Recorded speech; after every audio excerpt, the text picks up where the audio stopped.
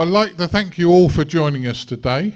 Last session after lunch, and I'm going to try and make sure that none of you fall asleep. So if I was doing a presentation, you might see sort of misspelt slides, but they've been through that and won't let me do that anymore. But interestingly, I'm going to try and keep you awake. One of the things we've had over the last number of years is seeing a decline in clubs. And it worries me because our hobby's declining because of the clubs. And Kamal done a great talk this morning on how we should move forward. Today, moving forward, thinking about it, and I want to generate a discussion on this, but how do we take the club forward? There are a number of clubs that they're declining. They're declining because they're not moving forward. Looking around the room, and I don't mean this nastily, guys, but there are very few of us, if at all, that are in our 20s. There are a lot of old boys who... Hang on, Mark, we've got one. Got one. Got two. Yeah. Hey, fine. But in essence, a lot of the old boys, including me in a few years' time probably, don't want to go out on a winter's night because they don't like driving in the dark. So your clubs are going to fall apart because of that. Your clubs are probably going to fall apart because people that took their licenses years and years ago and have been very comfortable suddenly find themselves a bit isolated with the new technology that's coming forward. And it's very, very easy to say, I'm sorry, I don't understand that. Can you tell me? But instead, society turns round and says, I'll take the mickey out of that person because I don't understand, but if I make him look an idiot, everybody will laugh with me. And I think we have to embrace new technology. Now, I'm going to pass over to Ian initially. You've done a lot on this with the RSGB, developing youth within the RSGB, but we certainly need to do now something for the clubs, and merging them is possibly an option. What do you think, Ian? Yeah, I was handed only recently, but I had looked at these articles before. This goes back several years when we started to look at this and had lack of engagement, I think would be the best way of describing it, with clubs. And Nick Henwood, the president at the time, did a presentation here, and it was videoed, and it's on YouTube, and I've got the details here if anybody wants to look at it later. But this is a slow process. This is not going to happen overnight. And there have been a couple of other articles which I've got here. Feel free to come and have a look at them afterwards. But the whole essence is that there are other opportunities for clubs to embrace, to look at new ways of doing things. But the clubs that I'm a member of 3 clubs in the sticks. Lincoln Shorthead Club, the biggest of the 3, large player in the National Handfest. The focus of their attention every year, they have something to do always for that, so that keeps them going. Melton Mowbray Club, I was advised just this lunchtime, they've just sold all their equipment, or most of their equipment, all their mobile equipment. So they've got money in the bank, but no equipment, which is rather sad, because they used to be a great operating club. What are they going to do instead? I don't know. The 3rd club is a virtual club, which doesn't meet at all, other than online. They're active, but it goes in waves. One week there'll be 50 postings, next week there'll be none at all. Why is that? Oh, it's holiday time, or whatever. Is that an active club, or is it not an active club? Depends on your definitions. So that's just for a starter of 10, 3 different clubs that I know about, 3 different solutions or 3 different problems, whichever way you're looking from. Yeah, I think we're in a situation, and let's be honest, guys. All of us like to protect our own little empire. You know, you got a club, and this is my membership. This is my group. I want to protect mine. And instead of opening up and saying, if you do good things for your club, What will happen is you won't lose members if you're looking after your membership. Whereas if you don't do the right thing, you will lose membership. But as Ian said, and he's brought up a very interesting one, and I'll cover that in a minute, but virtual clubs are starting to appear. They might very much be where we go. 20 years ago, when I was first joined the committee of the club I'm on at the moment, they used to think that email was the work of the devil. You laugh. They used to think email was the work of the devil. A lot of people 5 years ago, social media was the work of the devil. Where do we find most of our youngsters? Playing on social media. So just because I'm in my 60s doesn't mean to say that I shouldn't embrace the new technology. And if I don't embrace it, I'll get left behind. Richard, do you want to have a say on that one? Thank you. Yes, just a bit about me, because some of you won't know me. Name is Richard Thomas. I chair the Mid-Somerset Amateur Radio Club. I've done that for a year. I stepped straight into the chair from outside because nobody else would. My background is not, I am an amateur, but my real interest is in social structures and the way that people communicate, and particularly the way people belong to organizations. I've actually done some research on that and a book on it. So that's my background. Very briefly, I want to introduce you to a thought, and that thought has a technical word. It's called disintermediation. Big word. It means getting rid of the middleman. And society has changed so much because of that. It's been a driver in all the technological revolutions that Kamal was talking about. It's happened in society. Think of Amazon, okay, completely cutting out the middleman. You go direct to Amazon to buy your stuff. You get quality products direct to your door. Cutting out the middleman, disintermediation. A lot of our clubs were there as middlemen for amateur radio. People had no choice, if they wanted to engage in amateur radio, but to go to clubs in the 1950s. That no longer applies. And my mantra is now, think hubs, not clubs. Think hubs that can provide all the things that amateurs want, and indeed other people want. An operating station, teaching, which is about transformation, not about information, it's about transformation. It provides technical experience, and it provides a place for new people to come and learn. But if we persist in the old-fashioned 1950s approach of saying clubs are the necessary intermediaries, those clubs will die and other things will take their place, such as the...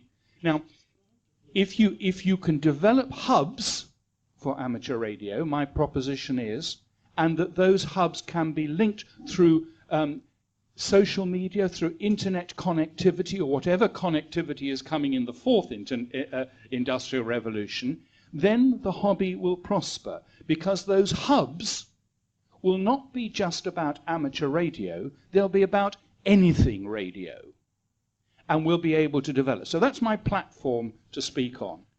Yeah, very, very interesting. Now, in my layman's terms, would you suggest a hub is very much like a regional club, where a lot of clubs have got together, pooled their resources, and then gone off and used their experience to grow?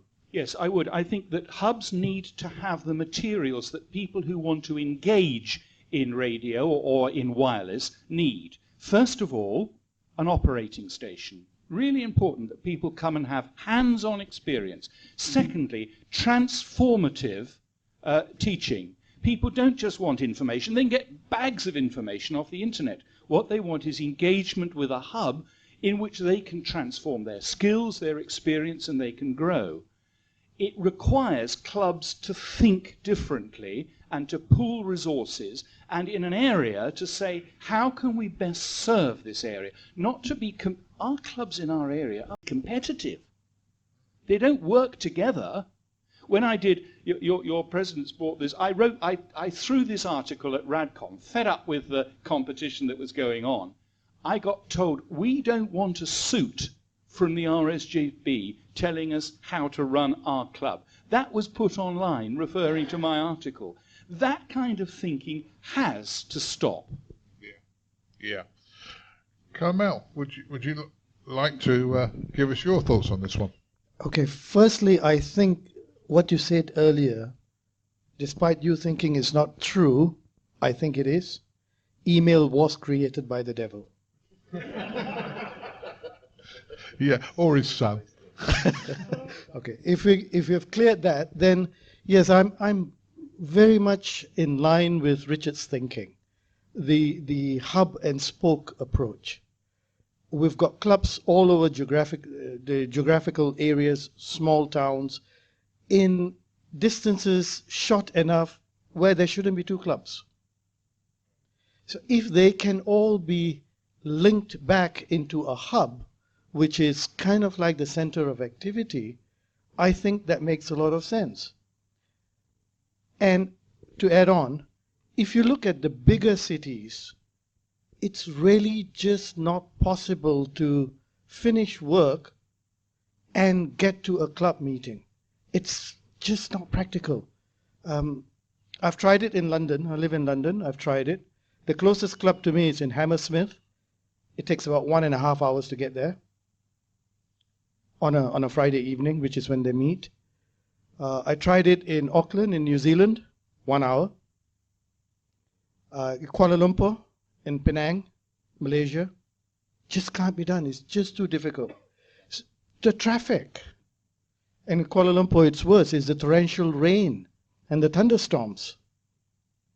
Okay, but if we could build virtual clubs through video participation, video Skype or any other platform, but video, and if every time the club meets virtually, if we could have someone give a lecture from somewhere. It could be from America, as we just did, the last one, because there's no more geographical restriction. If we could do that, I'd go back to what Dave, our invitee from America, said last night. He said two things about clubs. First is he said clubs that build their activities around families succeed.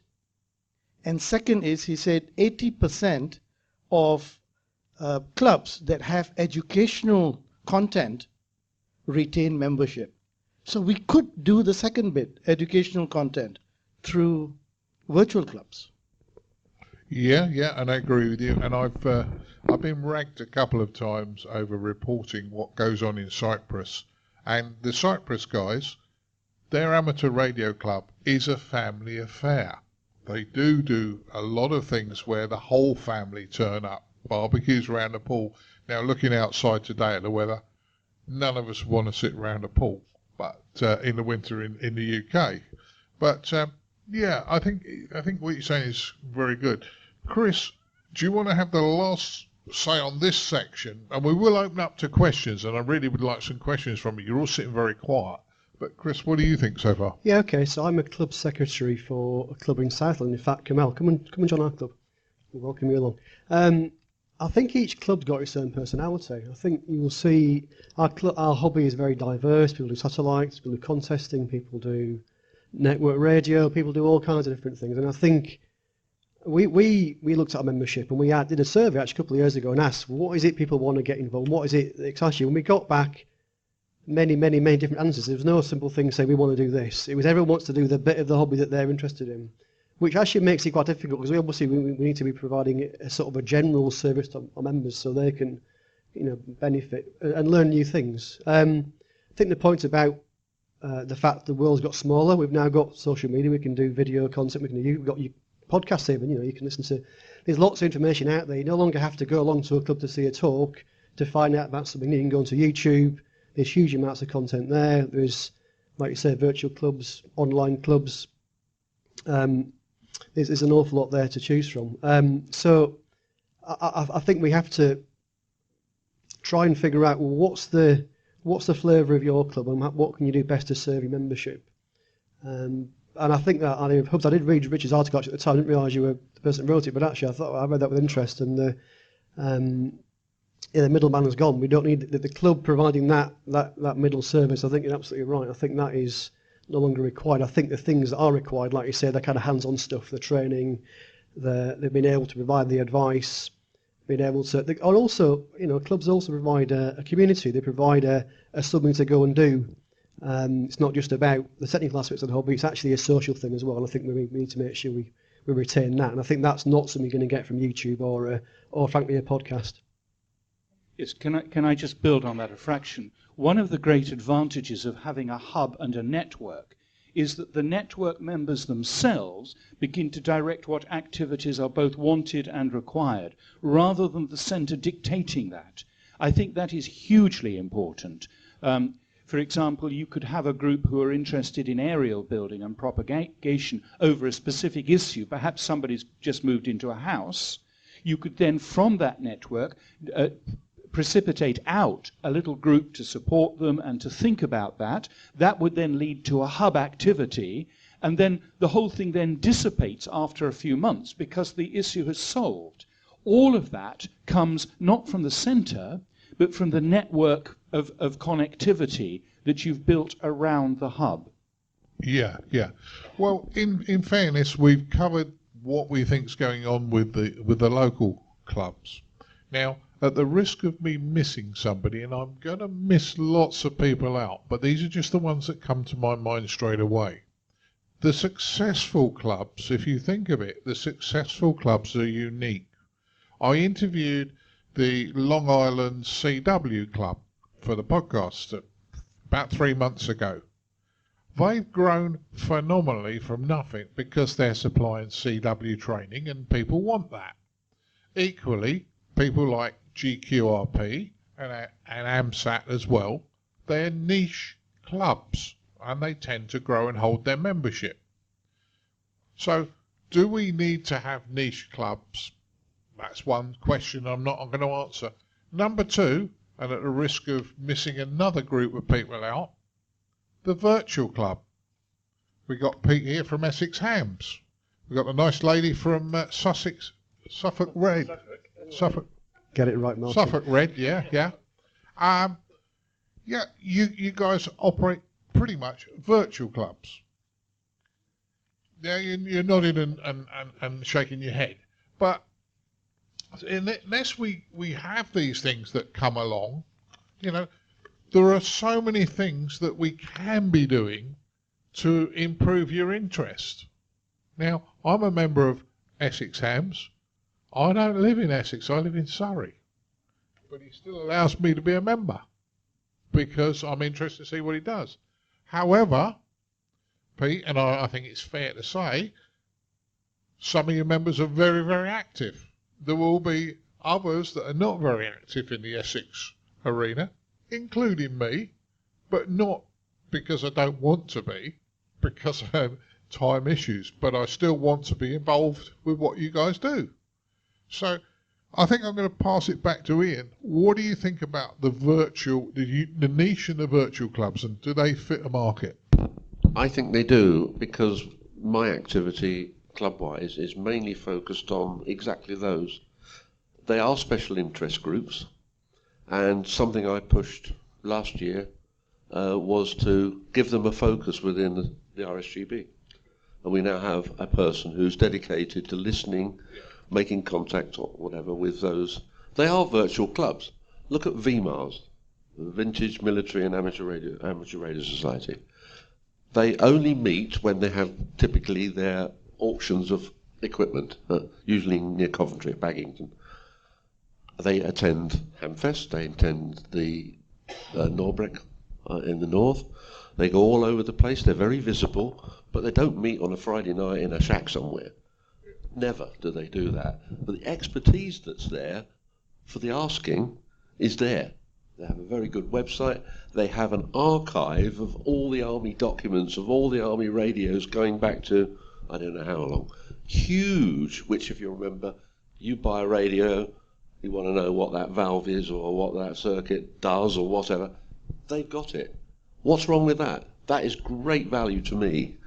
You've mentioned GQRP, another very successful club, huge membership. I think about the same size as VMARS. And there are many others, but a lot of them are created from special interests, be that Royal Signals, be that naval, be that military, like VMARS, be it whatever. There's a huge diversity, and I think there's nothing wrong with that at all. Our attempt in the RSGB is to try and cross-fertilise that these services are out there. If you haven't heard of a military radio and you bought an old set from, or you handed down to you by your father or whatever and want to get it working again, there is a club out there that will allow you to do that and support you. And that, I use that as an example because it's one I know, but there are many, many others like that. There are, and I'm sure we've missed out on a few of them. And I will make one apologies to a group that's in this room, helping out today, helping us. Cam Hams, you're another kind of virtual club, a group of guys that do interesting things. So that's good. Richard, over to you. Thank you. Yes, I want to go a little bit further, I think, than talking about the special interest groups. They are, in my model, they are a hub, and it has a national radius for network, so that if you're interested, you can do that. But I actually want to go further than that and say, if two things. First of all, if we can develop, if this is thought to be a good model, the hub model, and we develop that, we can do what Jamal was saying earlier, which is to spread out the concept away from just amateur radio into communications, into wireless, into bringing other people together in terms of partnerships.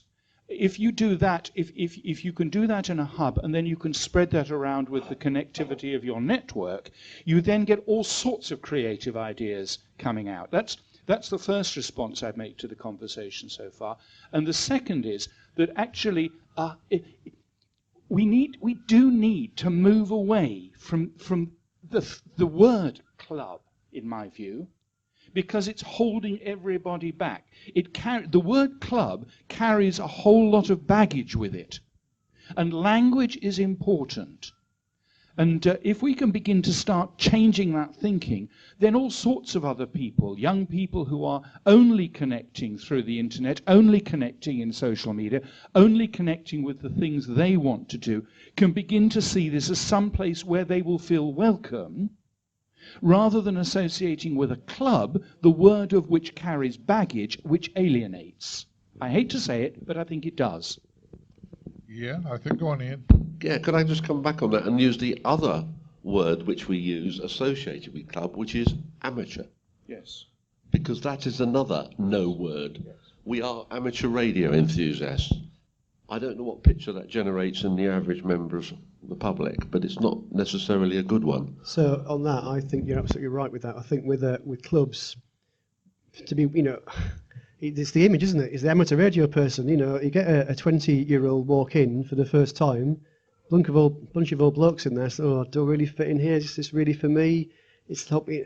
I think we've got an image issue, put it that way. And I think the club, and I think with clubs you also get a lot of politics, like you said, the baggage. You get little cliques and this sort of thing, and really that's not helpful and doesn't really help to move things forward.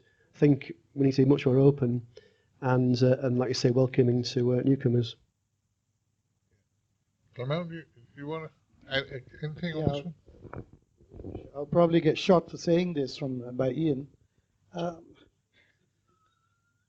I stand out? Should RSGB be the first hub to create the model? Well, I think the structure of our hobby is very much revolved around clubs. I think the way we're set up at the moment is very much geared towards clubs, and maybe that, I don't know. I mean, whether does that come from the RSGB, or is that something that we've just ourselves kind of put in place? Or do you disagree with me? That came as a bit of a sideswipe. I wasn't expecting that one. I think you are right. Whether that's the right model for the RSGB to jump in with both feet, I'm not sure. But certainly the regional structure that we have is a reasonable place to start. And some of those already do that. They cross-fertilise clubs to do big activities like contests. They do that with education, with some clubs helping other clubs where they haven't got the tutors' expertise that they need, and so on and so forth. It's a good idea. But Essex Ham has it. I mean, delighted to see Essex. I've been a member of Essex Ham, and I live in Somerset. Essex Ham is a good starting model. Yes, I would love to see the RSGB begin some pilots.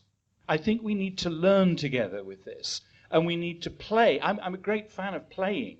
We need to play with these ideas. We need to play and experiment. If the RSGB could set up a couple of pilots in a couple of willing regions, we would learn an enormous amount from that, from thinking about how to develop hubs, how they work, how they don't work. We would learn from the competitive, cooperative tensions that exist between clubs at the moment. We'd learn a little bit more about resourcing. But it requires something like the RSGB to be the initiator, the grit, if you like, that produces the diamond.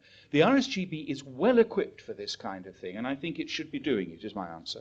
well, I would go slightly different, and this is why this is a discussion. I sometimes think that us amateurs put the RSGB up on this pedestal and say, why isn't the RSGB doing it? Why isn't the RSGB doing this, that and the other? Hang on a minute. Have we spoke to the RSGB about this? Have we got off our derriere and they'll bleep that one out. But have we contacted the RSGB and said, hey, I've got this idea. Can you support us? Can you sponsor us? Whatever. But if it's also easy to kick somebody and say, oh, it's this guy's fault. Now, I've had that. There's one person, I'm not ever going to embarrass him or give you his call sign, but I did an interview with him about a year ago on the podcast. And the first part of the interview was about what he said he was going to talk to me about. The second part of the interview was he wanted to pick a fight with the RSGB. He sent me an email the other day, wanted to pick a fight with Ofcom. Now, come on, you know, you just can't blow it in the air without doing anything. You know, you've got to be involved, all of us, and I say you, but me as well. We've all got to be involved in moving this forward. We can't just say, Ian's the chairman of the RSGB, that's his problem. No, it's a collective, all of our problems, to help grow it. Would you not agree?